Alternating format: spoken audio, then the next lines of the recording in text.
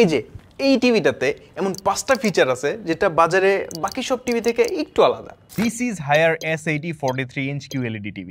নাম শুনেই বুঝতে পারতেছেন এখানে টিপিক্যাল এলইডির জায়গায় ব্যবহার করা হয়েছে কিউএলইডি। বেশ ডিপ কন্ট্রাস্ট আর ভাইব্রেন্ট কালার পাওয়া যাচ্ছে এই টিভি থেকে। শ্যাডো এরিয়াটাও বেশ ভালোভাবে বোঝা যায় আর এটার এইচডিআর আউটপুট অ্যামেজিং। অবশ্যই ওলেডের লেভেলের না, বাট এলইডি থেকে বেটার। পোর্টসের দিকে কোনো কমতি নেই, তবে বিশেষ করে বলতে হয় ইআর্ক এইচডিএমআই পোর্টের কথা। আর সেই সাথে এক্সট্রা 3টা HDMI 2.1 পোর্ট তো আছেই। PS5 যারা ইউজ করেন তারা এটাতে ALLM ইউজ করতে পারবেন।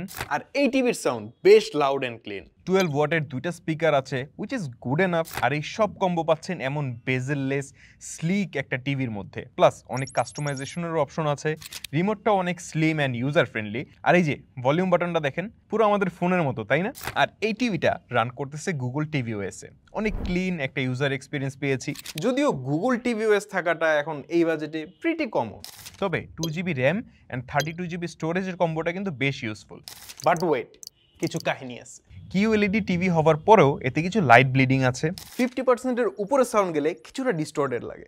ইউআইটা ল্যাগি না হলেও রিমোটের রেসপন্সটা একটু স্লো।